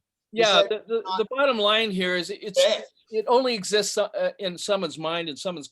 But what does exist, even if it did exist, we'd be looking at a symptomology, because what does exist is exactly what Dr. Wallach said. And if you look at Italy, they're the ones that published, you know, that was posted, that was taken down, the autopsies that were done after these people died, and they took it off. They took it off the network because what they had found was pathological blood coagulation, specifically disseminated intravascular coagulation, was the cause of death. There were clots in the brain, there was clots in the lungs, there were clots in the liver, there were clots in the pancreas. This is pathological blood coagulation that is initiated through hypoxia, our ability to breathe. If you look at the symptomologies of COVID, the major one is dry cough. Fever is the major one. Well, fever is not a disease. Pneumonia is not a disease. The flu is not a disease. It's the expulsion of metabolic waste through the pores of the skin, through the orifices of the body. The body's trying to purify itself. The cold is not a disease, it's a symptom. There is no cold virus. What there is I eat too much shit disease. You know, it's the bottom line here is when you look at the holiday season, the second wave, the major contributing factor to cellular breakdown and decompensated acidosis of the interstitial fluids of the interstitium. And what controls that is the nucleus of totalis solitaris astrocytes, a bundle of cells in the brainstem that controls our homeostasis. And when you're wearing a mask, when you're eating a high acidic diet, this suppresses those astrocytes, and they can't manage the major organ that manages and maintains the alkaline design of the body fluids. Where true immunity begins, it begins with the stomach. The stomach is the major organ for alkalinity. It produces sodium bicarbonate. This is what causes upset stomach. The upset stomach is the need for more alkalinity, and the byproduct of that is hydrochloric acid, which is not a digestive enzyme. It's actually a waste product of sodium bicarbonate production, as the stomach is trying to maintain the integrity of the blood and the interstitial fluids that surround all of the cells.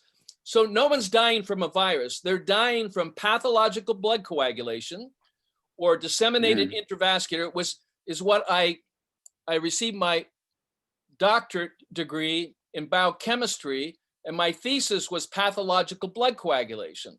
So I actually know what I'm talking about here, and I've documented this now for close to 4 decades.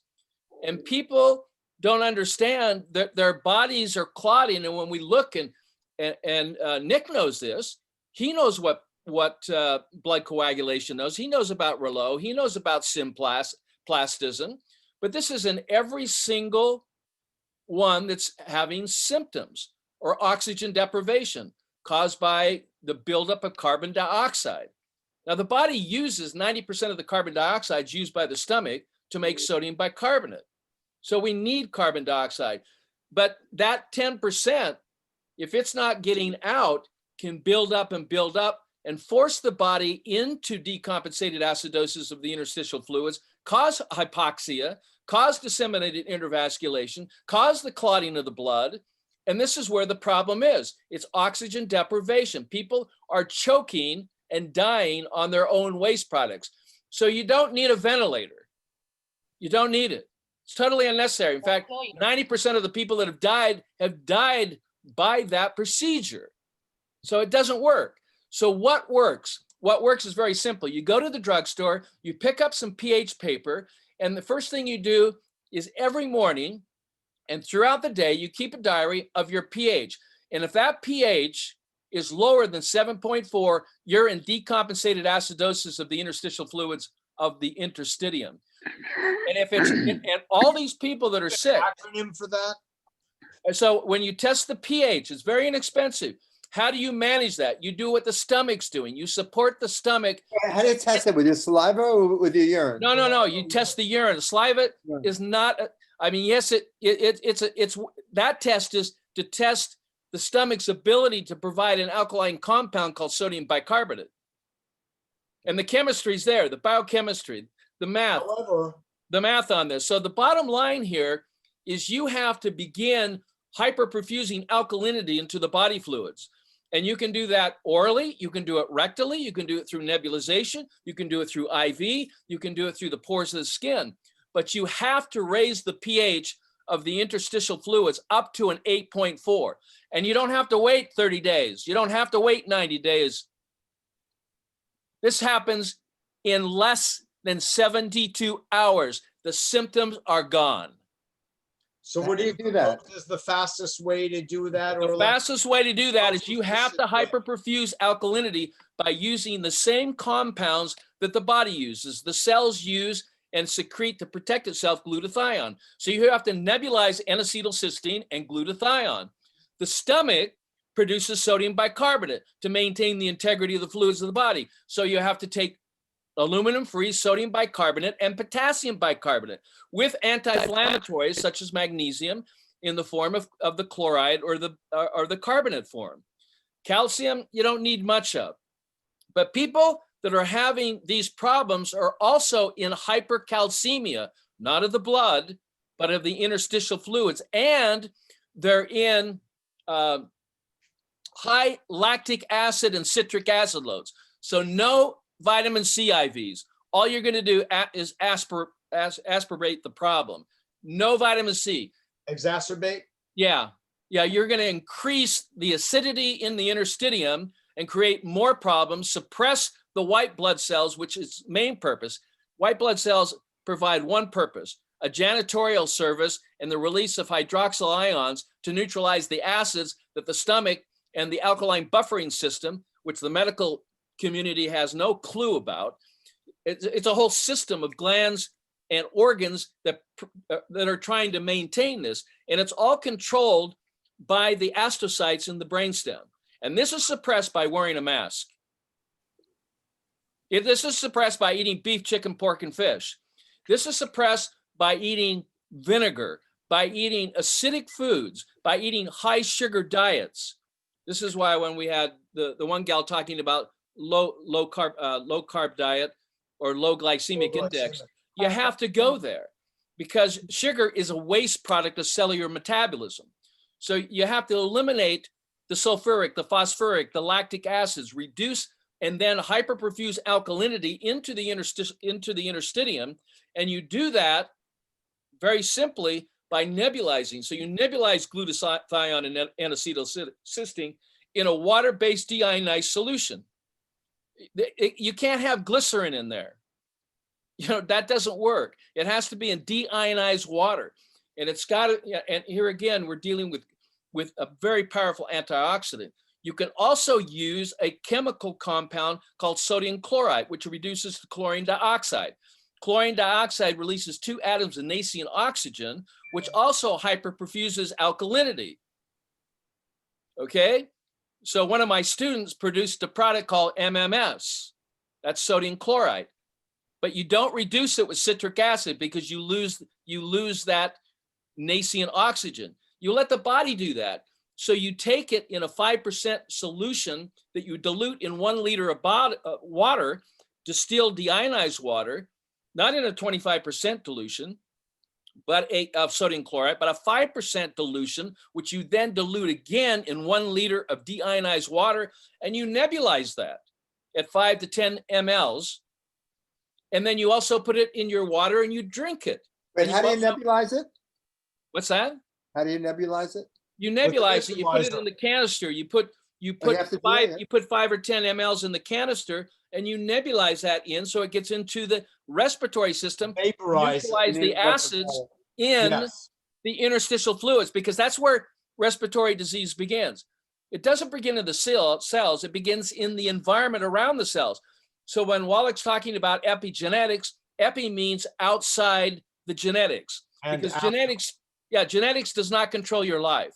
The environment controls your life, and you can control it simply by testing your urine pH. Now, if you come to our non-invasive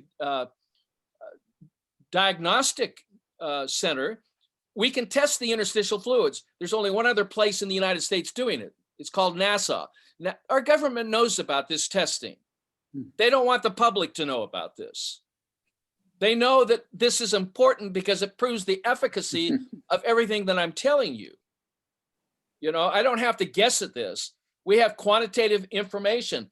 And that's why when I published and announced the cure for cancer, never announce a cure for anything. You can be arrested for that. I heard. Yeah, you heard. Yeah. There So are rumors about that. yeah, and never have success rates over 90%. That can also be a problem.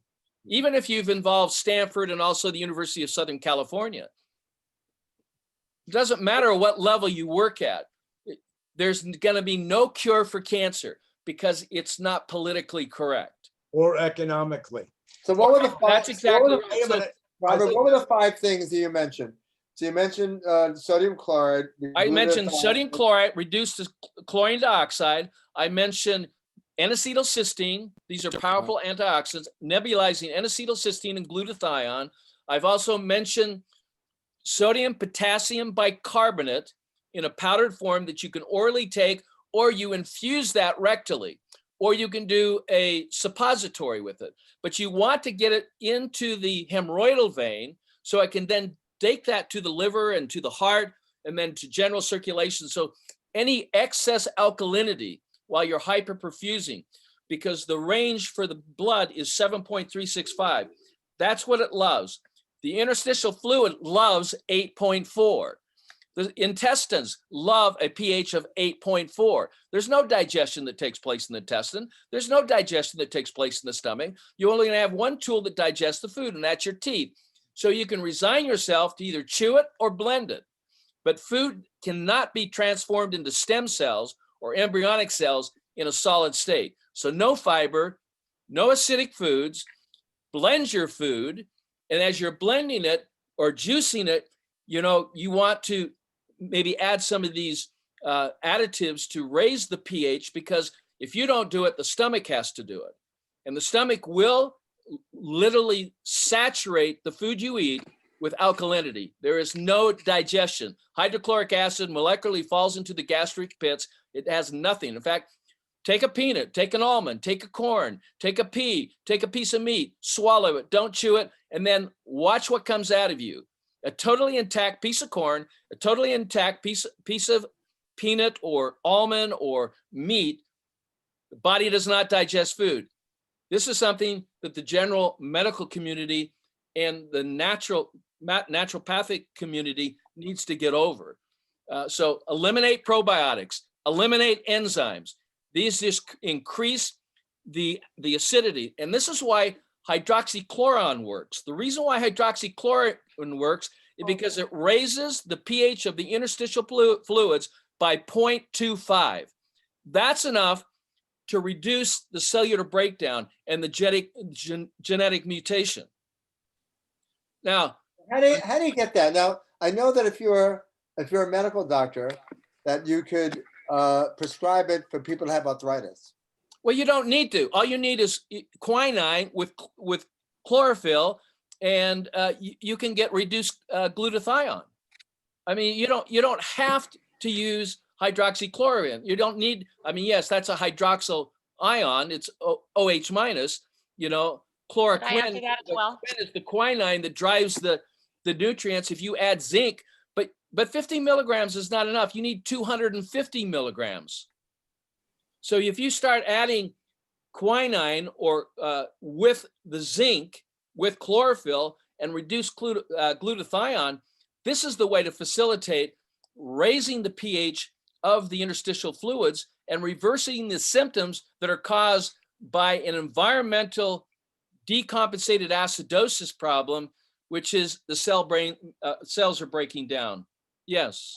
I'd like to go back, Kat, actually, because you know, I'm going to go back to something that I was kind of suggesting earlier, which is the distinctions between the approaches. First of all, I want to hear what you have to say about this, but Rob's approach, for instance, and Rob and Dr. Wallach and Delgado have, you know, there's a certain convergence there. So Rob is focused on acidosis and alkalinity. Your approach, Kat, doesn't really involve that. It's by maybe downstream, Yep. but your approach, of course, has to do with leptin signaling, you know, and like that.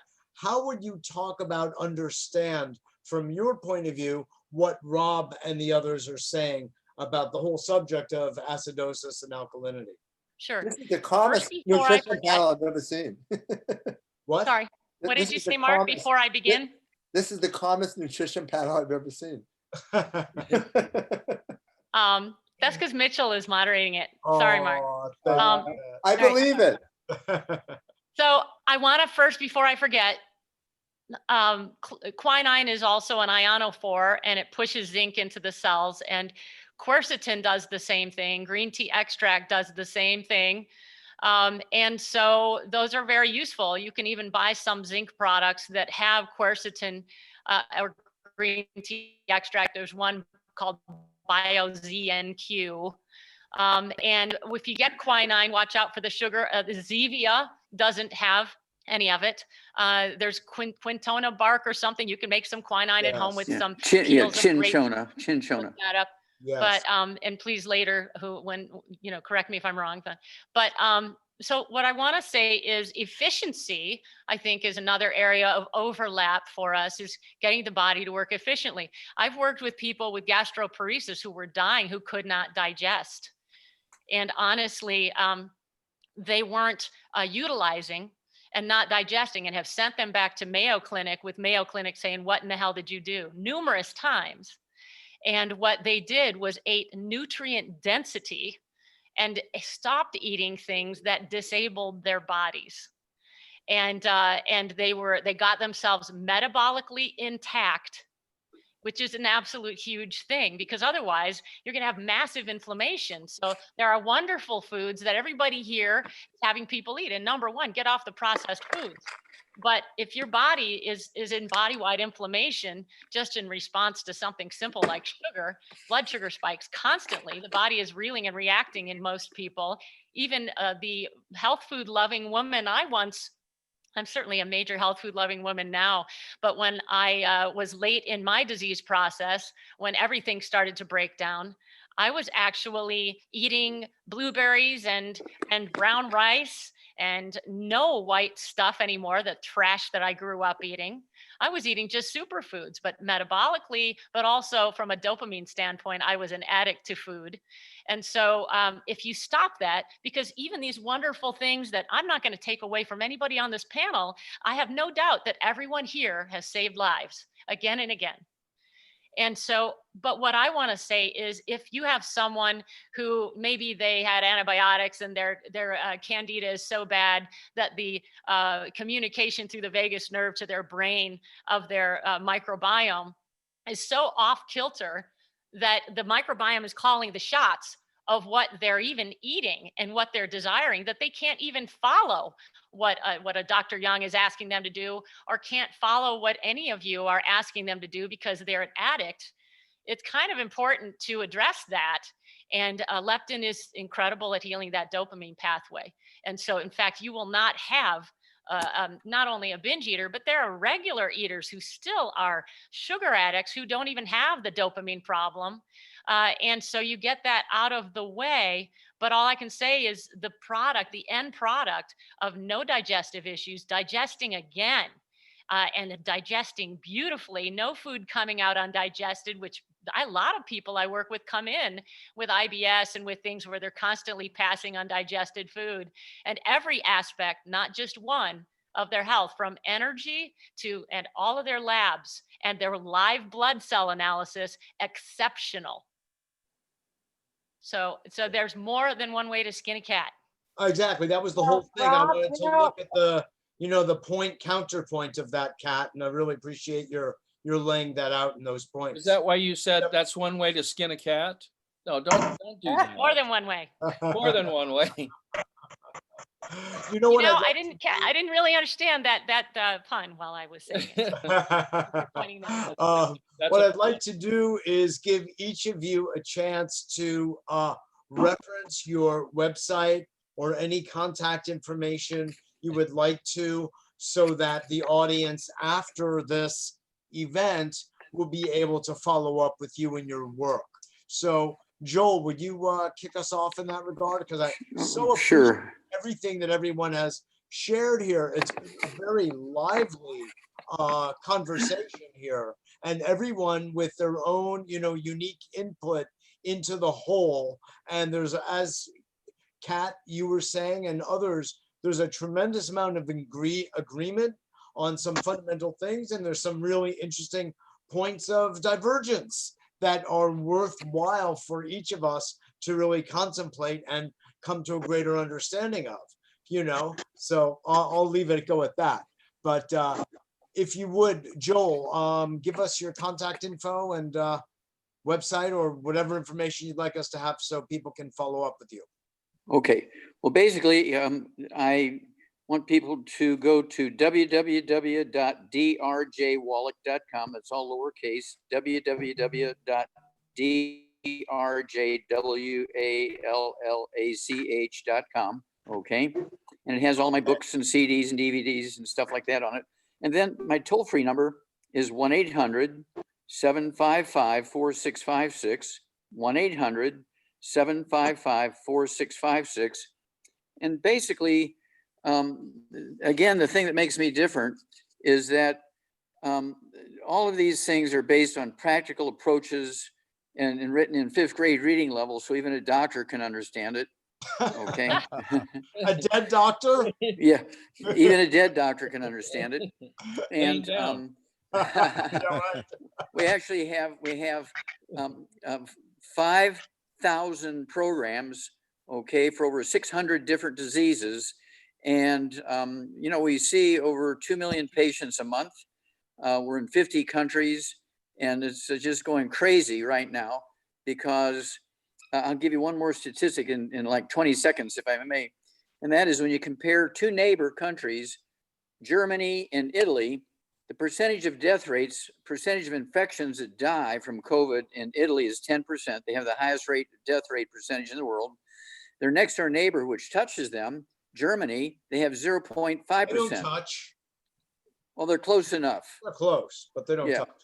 They're close enough. It's all right. Because there's traffic between them.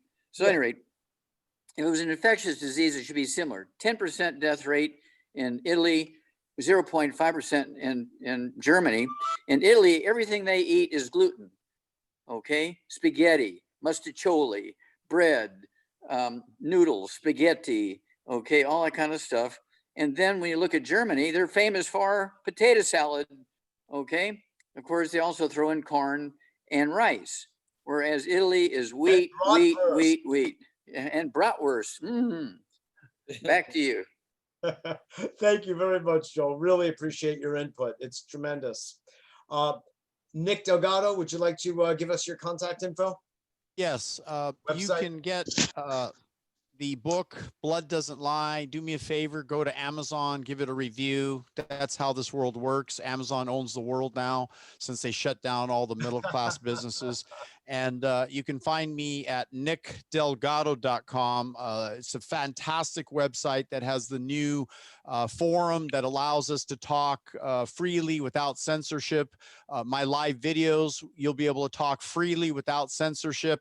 We're the first, besides Brian Rose of London Real, to do actual real interviews. I'm sure this interview, if they even do the algorithms, they'll hear some things like the V word, which I never say because they're all chasing us to give the V into the arm and chase you, Mr. Bill, whatever his name is, the Asperger's guy that is causing more autism in the world and death in children than anyone in the world.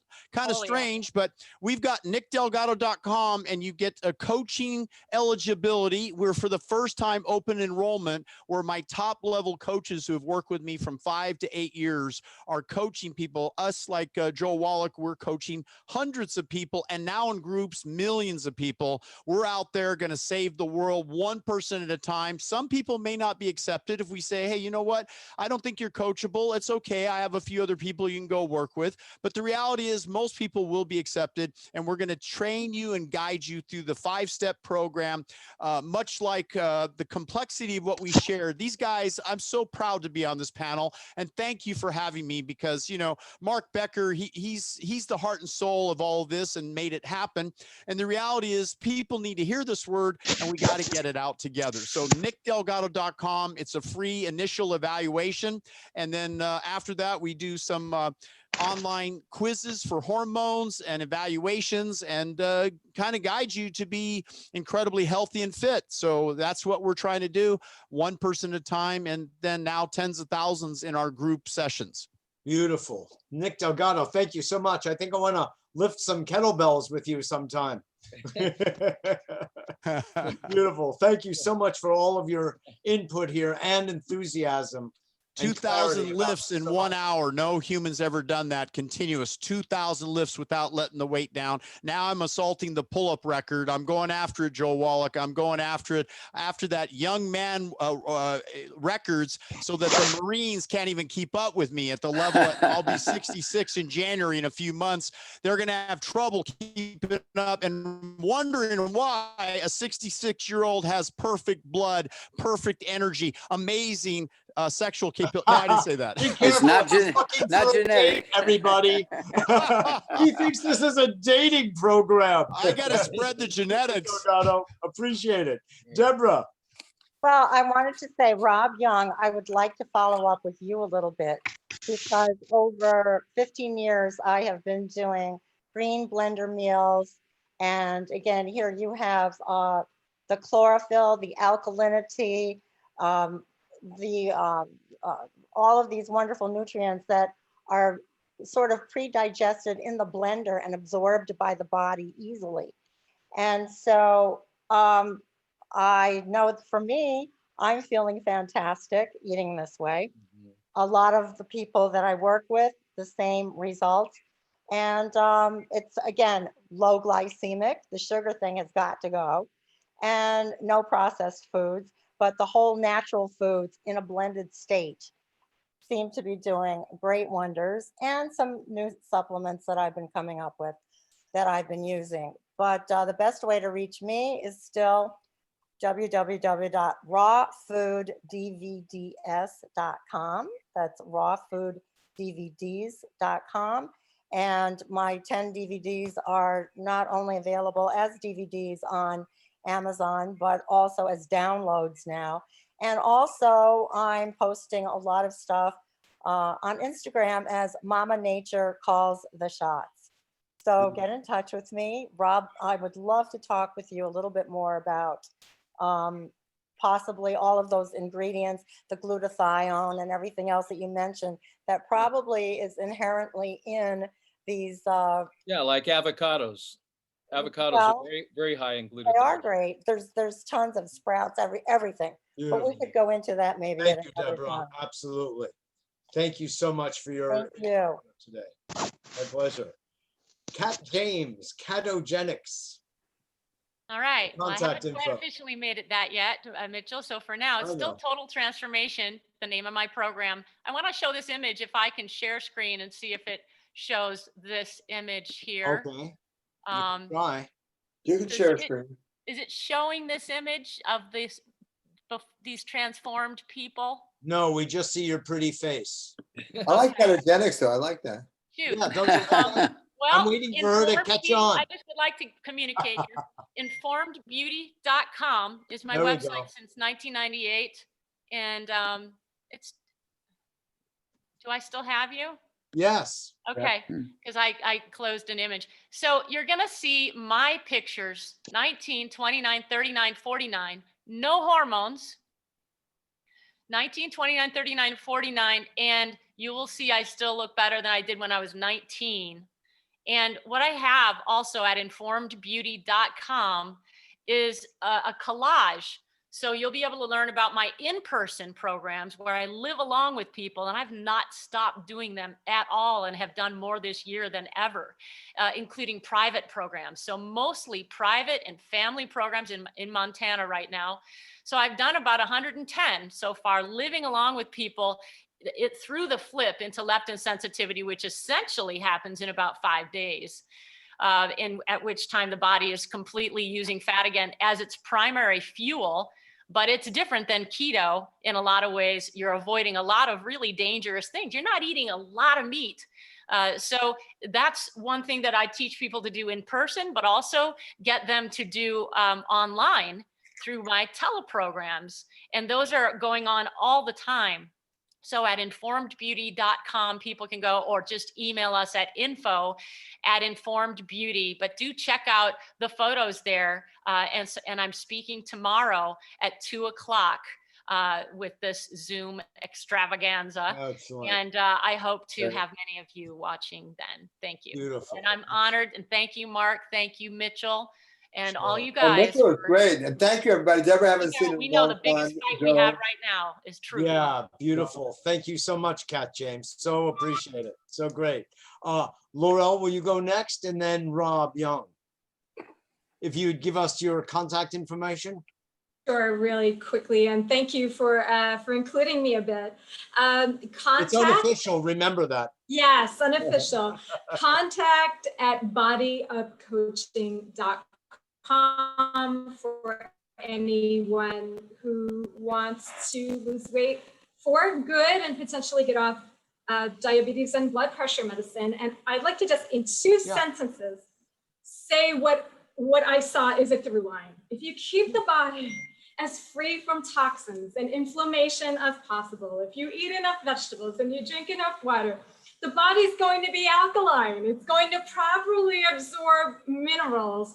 And then when there is a genuine attack of any kind, and the body is not responding to an autoimmune issue, or the adrenals aren't already triggered, the body's going to be in homeostasis. It's going to recognize the invader, and it's going to be able to fight it. So if I had to sum up everything that everyone said here, and everything I'm teaching, that's the through line. And Mitchell, I'm really interested about you also. I would love to know your Aren't you answer. lecturing tonight, Mitchell? Yeah, if this thing ever ends, I'm Yeah, lecturing. so Mitchell, you know what? So I'll come in. And Mitchell is lecturing in 3 minutes. And what are you going to be lecturing on? Oh, God. On dealing with stress in a time of COVID and global stress. That's what. Love it. Love it. And the way Thank it you. affects our liver, and the way it affects our biochemistry, and why calm and tranquility and a lot of laughter, and yes, Nick, good sex really helps the whole picture. That's what, Mark. Yeah, you're going to be Thank lecturing you. in Thank room you so much. And I think we Absolutely. turn it over to Robert. Sure. Thank you, Laurel. So Yeah, appreciate your input. Thanks, Laurel. So Nice to Mitchell meet is going to be lecturing in room number 9. And so we'll switch you to room number 9. If anybody wants to beam up to 9, let us know in the chat. Beautiful. Otherwise, in the main room, Julian Michael is talking about numerology. He has a big audience there. He's pretty great. Mitchell, you were the best. Thank you so much. Thank you. Good Absolutely. seeing everybody. My pleasure, Mark. And, Wait a minute. We have to. Thank you, Mark. Wait a minute. Last but not least, Dr. Rob Young, please give us your contact info. Thank you. And thank you, Mark. Thank you. It's good to see you again. Yeah, absolutely. You know, it's been a while, but it's always good to be on this panel. You never know what you're going to get. That's why we do it. Right, Mark? Yeah. So Mitchell, it's great to see you again. Great to see you too. And I appreciate each and every one of you. And I listen very carefully. And, you know, we do agree more than we disagree. Truly. Does that mean if you listen closely, you get my bad jokes? Yes, I do. Good.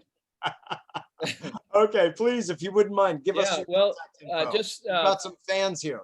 I think it's Deborah. You know, when you're green, you're lean, you're serene, but you're never mean. Absolutely.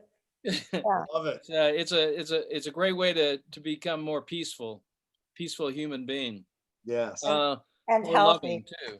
But anyway, yeah, if you want to learn more about you know, Dr. Robert Young or his CV or his published work or what have you.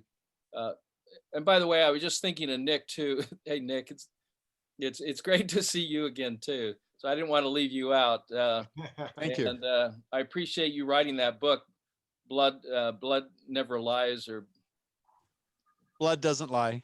yeah, well, it doesn't. No, I mean, if someone's lying to you, you just have to say, good, you know, let's take a look at the blood and we'll see, you know, what it tells us.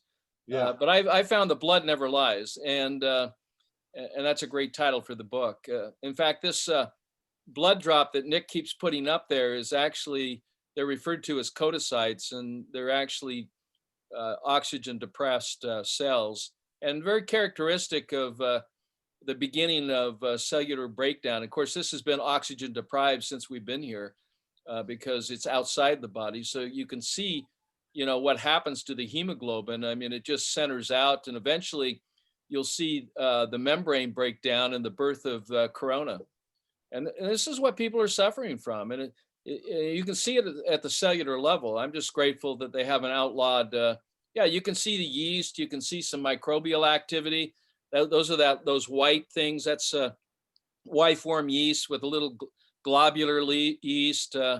And you can see the centers are lacking oxygen. And of course, that's natural because they're in an oxygen deprived environment right now.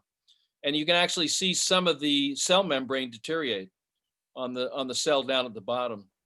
But over time, give it an hour or two, and this thing is really going to come apart. You can watch the evolution of how cell membranes transform. But anyway, if you want to get a hold of me, it's drrobertyoung.com. So drrobertyoung.com. And if you want to go to the blog there, I've been I think I wrote 150 articles on COVID. The FDA actually, was it the FDA? Yeah, I think it was the FDA. Anyway, I was contacted by the feds and they asked me to take off about 8 of my articles. They didn't ask me to take off any of my published articles. But here again, what they said was that I was combining the science with treatments. And I had to discontinue that because they're not on the same page with us trying to find a natural reversal of this particular health challenge. But here again, oxygen deprivation, you can see it in these cells. So thanks for sharing that, Nick. You got it, Robert. Yeah, this one here you probably know about, Sick and Tired. Mm-hmm. Yeah, Sick and Tired, Reclaim Your Inner Terrain. My actual dissertation's in this book, Pathological Blood Coagulation, if you want to read it. Tired and Hungry, yeah. Yeah, thank you again, all of you. It's great to see you all. It's great to see your enthusiasm and to feel it actually encourages me. I feel good, you know, that I know that there's people out there that we're all on the same page and we're a team trying to help other people, you know, change their lives, make their lives a lot better. So thanks for, you know, putting yourself out there, you know, and being a service to the people that you love and care about. That's important, not only to them, but just to hear that you're doing that just makes me feel a lot better, you know, in a world where there's so much strife and so much disagreement. So anyway, so drrobertyoung.com. If you want to go to my YouTube channel, I've got over 1,000 videos there. They're all categorized. And that's it. Also, it's Dr. Robert O. Young on that one, or Forever Young with a PH, Forever Young.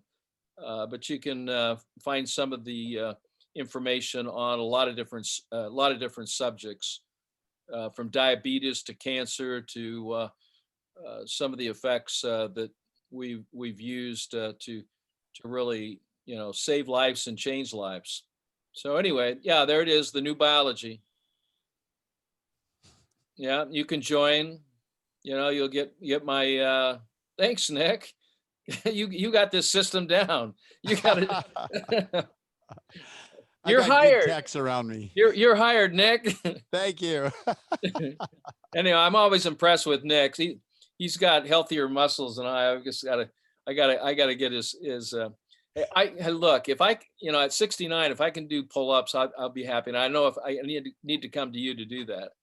Even though I was coaching Stu Middleman to run across America at 2 marathons a day on, the alkalinity. And by the way, he was doing the ketone diet. Yeah. He wrote the book Slow Burn. I mean, ketone diet, I don't know if you know ketones. Ketones are acids from Right. fat metabolism. But the ketone diet is a very dangerous diet. But Agreed. But he broke down in Arizona. But he made it all the way back to New York. He ran 2 marathons every day for 57 days. And he did it on the pH Miracle diet. And the reason he could do it is because he realized that he needed to,